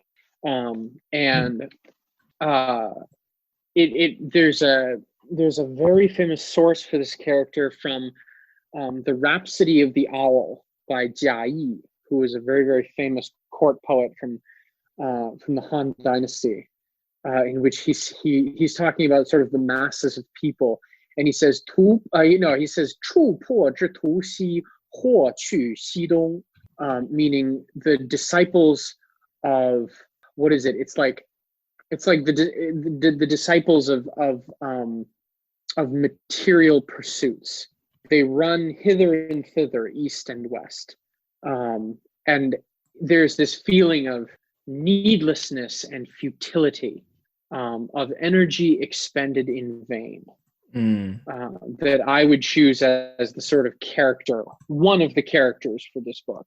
Yeah, I've just found the character in Google Translate. Yeah, it's a nice looking character as well. I didn't know it. Yeah, that's a thought. What you just described is a thought that strikes me occasionally. Either thinking, when you just remember something stupid you did, or time you spent and you worry it was wasted, or if I think about someone I know and something, whether they were doing something foolish or were striving their hardest, and life, either their own acts or other people's acts, or life just blew it all away in the wind, and I'll be like, damn, that sucks, and the only way I have to accept it is just something like I was talking about in your standard epic Chinese modern novel. Just be like, yeah, it's because the world is inhospitable in some ways, or its laws aren't particularly convenient for us. Sometimes it's not even a real person I'll think of. I'll just think of some hypothetical situation where someone's done something really cringy, and I'm like, oh no, that says something about the world, because I conceive of it happening, and there's enough people in the world, enough time has passed, it probably has happened.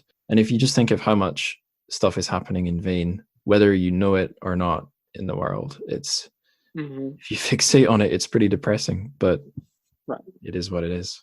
Yeah, absolutely. And it makes us think, reading a story like Xiumi's story in Peach Blossom Paradise, we reflexively think back to sort of survivor bias, in which only successful stories see the light of day. Right. Yeah. And everything else that is unsuccessful dies in darkness.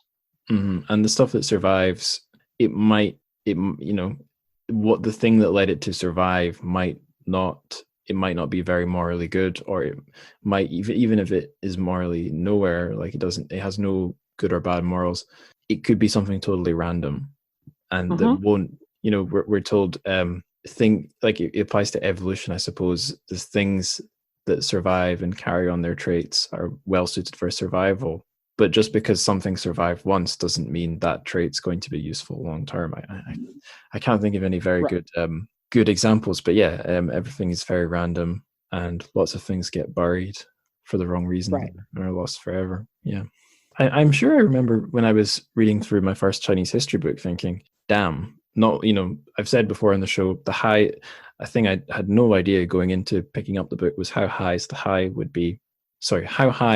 would be and how low the lows would be. But aside from that, there's so many moments where things could have been fantastic, or history could have fast forwarded hundreds of years, but for no one's fault in particular, it all turned to ashes.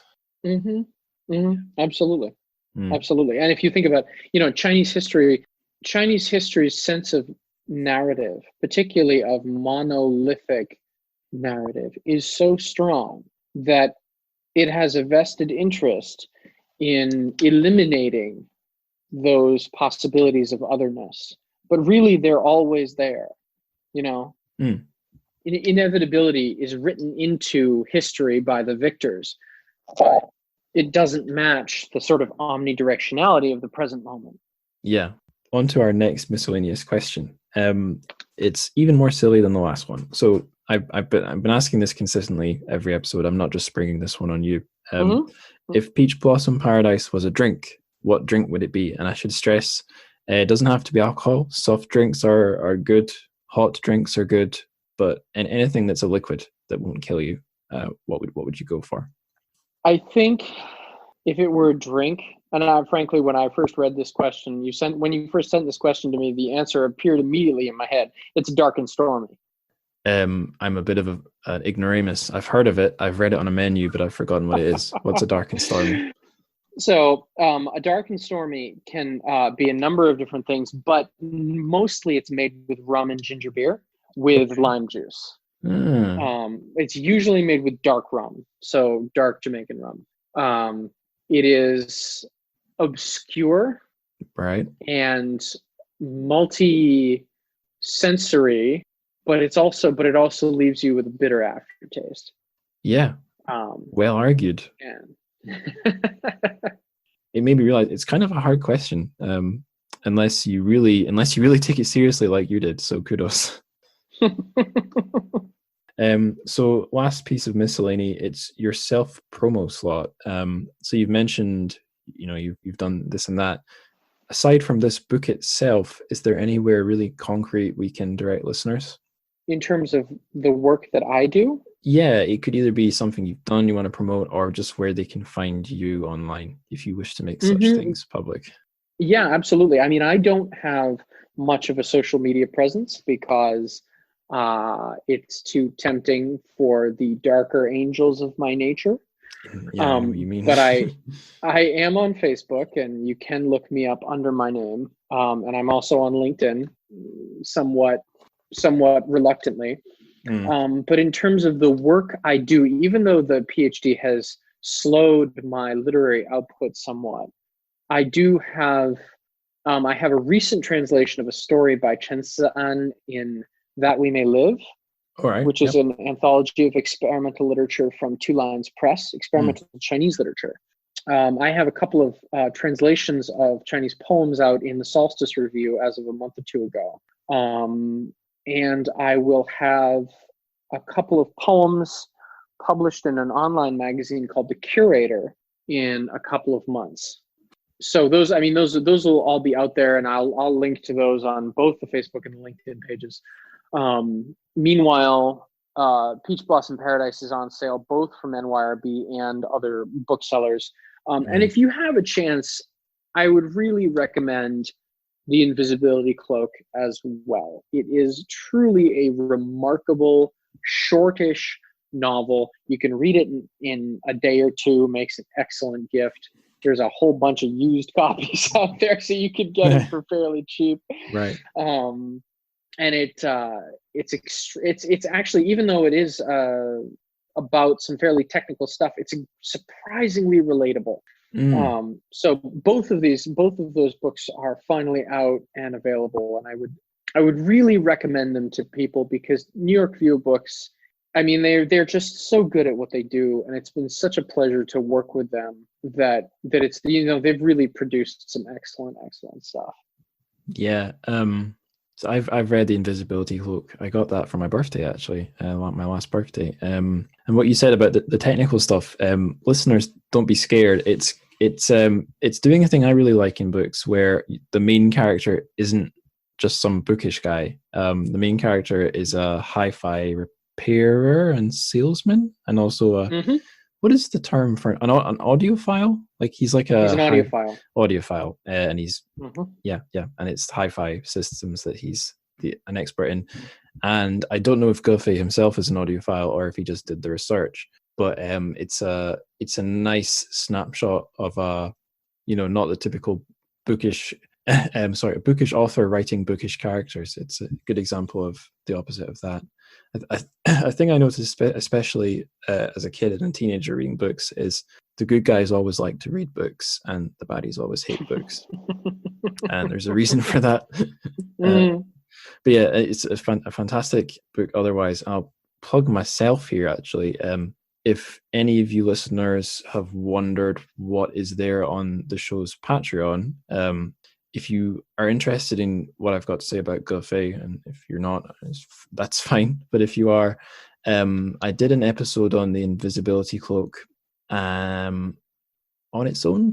No, I just did the one, actually. But it was looking at what I'd read of Guffey alongside what I'd read of TrChFic and doing like a compare and contrast, because both are often called avant-garde, but both are, I think, really very different. And it's just my sort of scrambled, unfiltered and unedited thoughts. But if listeners want to find more, there's that. And obviously there's on the main feed, there's the one I did with Eric Abramson about Flock of Brown Birds. And that's the self-promo, my own self-promo within my own episode out of the way. Speaking of ways, we're about to go our separate ways. But before we do that, as a thing we always do on the show, we take a chance to direct the listeners towards some further reading. So we've rattled off quite a lot of other, Guffey's other work that's available in Chinese and in English. What if listeners want to find more like Guffey in English or in Chinese? Where would you point them? Absolutely. So if we were looking in terms of Chinese fiction, there are a couple of titles and a couple of authors that I would absolutely recommend. Right. I would really recommend a book which you may or may not have mentioned called Cherry on a Pomegranate Tree. No, I haven't heard of that, actually. Which is by Li Er, one of Guffey's old students, who is by now a very famous novelist in his own right. And he is particularly, his early books, he has two early books that have been translated, one Cherry on a Pomegranate Tree, and one called Coloratura, which actually just came out, it was translated by Jeremy Tiang, right, that are quite excellent.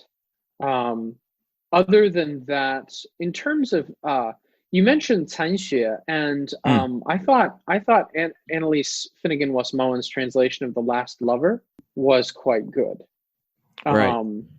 That's another. I mean, that's TrChFic's style, and you need to be comfortable with that kind of irrationality. But it's very well translated. Right. Yeah.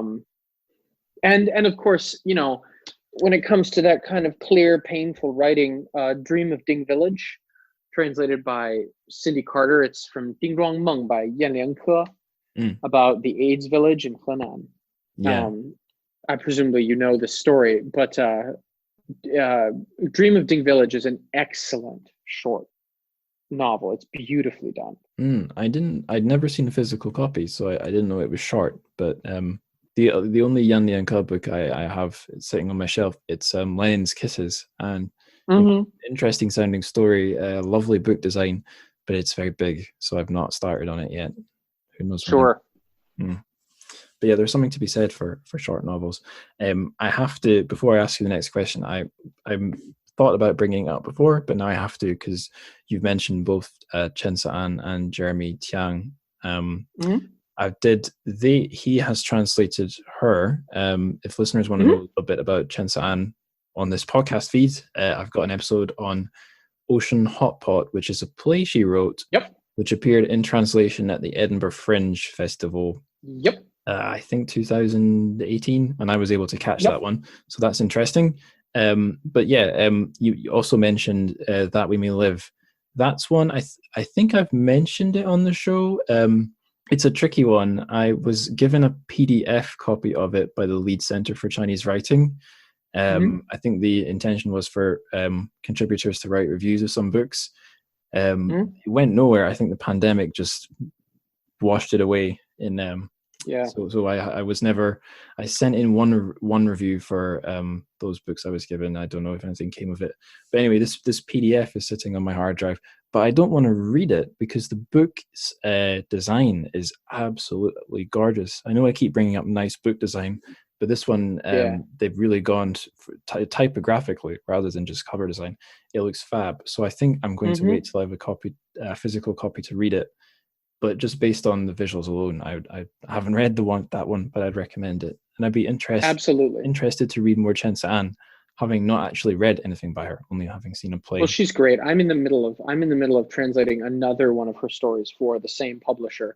Her collection of short stories, A Counterfeit Life, is really a lot of fun. I've actually published translations of two of those stories. I published another one of the entries in the Southern Review last year. And like I said, I'm on story number 3 right now.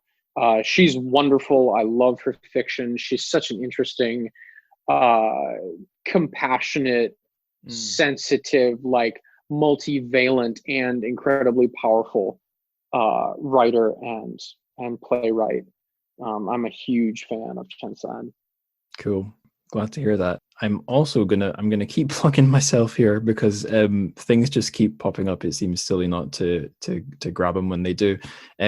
Jeremy Tiang's name's popped up a few times. The next episode of the show is going to be on his translation of Yang Ge's Strange Beasts of China. That came out pretty recently. Cool.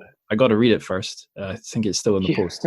But listeners, prick up your ears. Watch out for that one. That should be good. And but maybe the most exciting thing I mentioned earlier, I've not had authors on the show. I think it's only been twice. I think it's just been Chen Qiufan and Xia Jia, but Yang Ge and Jeremy are going to be on that episode. It's going to be the first fun. Me versus me taking on two people at the same time and presumably getting the shit kicked out of me. So that should be fun. Excellent. Yeah. Excellent. Okay, and last question, self-indulgence aside, what are you reading just now? If you're not not really busy, if you've got time to read. Oh no, I am always reading, and I'm going through multiple books at the same time. In my mornings, I've been reading the poetry of Dean Young. So I've been a practicing poet for a long time now, but more intensely over the past year, I've really been able to up my commitment. And I've read a whole bunch of collections, but I'm reading Dean Young's 1995 prize-winning collection, Strike Anywhere, which is pretty good. And I won't get into it, but it's worth reading, and I can see both why people love Dean Young and also why they got sick of him really quickly. Because he sort of began and ended a mini genre of poetry all on his own.